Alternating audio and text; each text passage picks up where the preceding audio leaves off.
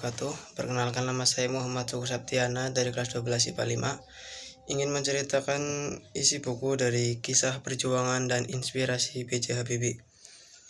Di sini pengarangnya Weda S. Atma dan penerbitnya Checklist. Wibu, lari, ada wibu. Wibu, lari. Pada tanggal 25 Juni 1936, lahirlah anak keempat dari 8 bersaudara dari pasangan Alwi Abdul Jalil Habibie dan Raden Ajeng Tuti Marini Puspawardoyo di Parepare, yaitu Baharudin Yusuf Habibie atau sering dikenal dengan Rudi. Tidak ada yang istimewa dari kehidupan Habibie kecil hingga masa remajanya. Ketika Habibie masih berusia 14 tahun, ayahnya meninggal dunia, dan pada saat itu pula ibunya berjanji di hadapan jenazah sang suami untuk menyekolahkan anak-anaknya sampai selesai dengan penuh semangat, karena bagi ibunya pendidikan adalah warisan yang tidak bisa ditawar untuk masa depan anak-anaknya. Setelah 40 hari meninggalnya sang ayah, ibunya mengirim Habibie untuk melanjutkan sekolah menengah pertamanya di Bandung. Habibie lulus sekolah SMP pada tahun 1951, kemudian melanjutkan ke SMA Kristen. Di sini pula Ainun bersekolah. Disinilah awal mula Habibie dan Ainun kerap dijodoh-jodohkan oleh teman-teman dan guru-gurunya. Canda yang mereka lakukan atas dasar kesamaan dari keduanya. Sama-sama anak keempat dari 8 bersaudara dan sama-sama dibesarkan dari keluarga yang berpendidikan. Ketika duduk di kelas 2 SMA, ibunya menyusul sang putra untuk menetap di Bandung. Yang pada saat itu ibunya menjual semua aset-asetnya yang ada di Makassar dan Parepare untuk membeli rumah di Bandung. Di tempat itulah ibunya mendirikan usaha catering dan indekos untuk membiayai semua keperluan anak-anaknya, terutama Habibie yang pada saat itu kuliah S1 sampai S2 dibiayai oleh sang ibu. Habibie lulus SMA pada tahun 1954, kemudian melanjutkan kuliah ke ITB. Kurang dari 1 tahun kuliah di ITB, Habibie melanjutkan studinya di Jerman dengan dibiayai orang tua.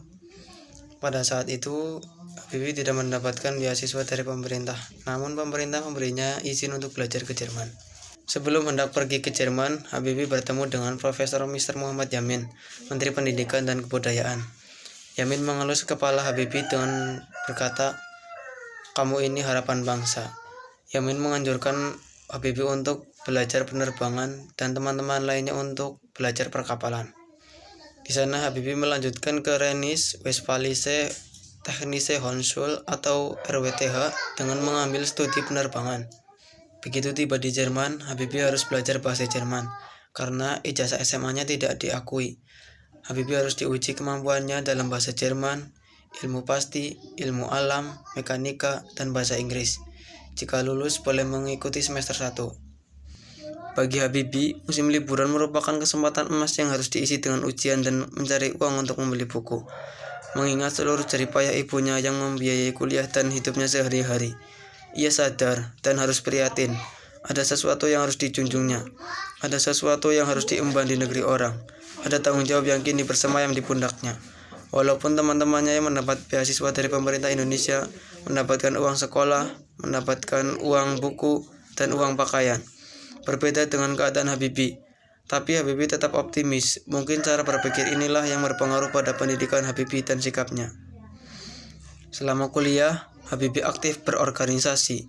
Ia terpilih dan diangkat sebagai Ketua Perhimpunan Pelajar Indonesia atau PPI di Aceh. Ia juga menjabat sebagai pimpinan Ikatan Mahasiswa di UNESCO. Selain aktif berorganisasi, Habibie juga sangat ramah dan mudah akrab. Ia bergaul dan mengajak bicara siapapun tanpa pandang bulu. Ia bahkan duduk bersama penyapu jalan trotoar hanya untuk mengobrol. Kemampuan dalam berkomunikasi inilah yang membuat dirinya dikenal sebagai orang yang ramah dalam kehidupan sehari-hari. Habibie tidak hanya pandai dalam pendidikan, namun ia juga pandai bergaul. Dalam pergaulannya, banyak gagasan mulia yang keluar dari otaknya, sehingga dalam bergaul Habibie sembari menimba ilmu. Habibie juga aktif menghimpun dan melaksanakan budaya di kampusnya. Ia ikut memperkenalkan dan menampilkan pementasan budaya Indonesia di berbagai jumlah acara di kota Jerman. Ia bahkan pernah menari tari payung berpasangan dengan teman perempuannya. Selama di Jerman, Habibie benar-benar serius dengan kuliahnya. Hanya ada 2 jalur hidupnya di Jerman, yaitu harus lulus ujian dan harus bekerja mencari uang. Dan apabila ia gagal dalam ujian, maka ia akan rugi. Keluarganya pun rugi. Oleh karena itu, setiap hari ia menargetkan lulus. Habibie pernah jatuh sakit, bahkan ia sempat dimasukkan ke kamar jenazah di rumah sakit Gutsberg, Bonn, karena dikira sudah meninggal. Selama berada di rumah sakit, ia ditemani oleh sahabatnya yang bernama Syahbudin, yang sering membawakan nasi dan semur ayam untuk mengembalikan nafsu makan Habibie. Pada Juli 1959, Habibie terbaring tak berdaya di rumah sakit. Ternyata virus influenza di tubuh Habibie menyerang jantung. Lalu ibunya menyusul ke Jerman dan berupaya untuk membangkitkan semangat hidup anaknya. Karena bagi Habibie, ibu adalah motivasi terbesarnya, yang selalu mendorongnya untuk sekolah setinggi mungkin. Setelah 5 tahun kuliah, Habibie memperoleh gelar diploma insinyur atau diploma teknik di Jerman. Umumnya disetarakan dengan gelar master atau S2 di negara lain, dengan predikat summa cum laude dan nilai rata-rata 9,5. Setelah sempat bekerja di firma Talbot dengan gelar insinyur yang ia peroleh. Kemudian Habibie melanjutkan studinya untuk meraih gelar doktor di Technische Hochschule di Fakultat für Maschinenwesen Aachen. Ia kembali mengalami masa keprihatinan saat menempuh program doktoral. Waktu itu ia sudah mempunyai istri dan anak dan tinggal di sebuah apartemen kecil di pinggiran kota Aachen yang jaraknya 15 km dari jarak pusat kota Aachen. Penghasilan Habibie diperoleh dari honor sebagai asisten bidang konstruksi ringan di kampusnya dan bekerja sambilan pada perusahaan kereta api Talbot yang memproduksi gerbong. Habibie mau melewati semua perjuangan tersebut dengan biaya sendiri. Ia meraih gelar doktor dengan disertasi berjudul Hypersonic Kinetic Heatic Thermoelasticity in Hypersonic Breath. Habibie merupakan orang pertama dari luar Jerman yang membuat skripsi mengenai aeronautika setelah Perang Dunia Kedua. Habibie menjadi asisten S3 di usia 24 tahun dan menjadi S3 di usia 28 tahun.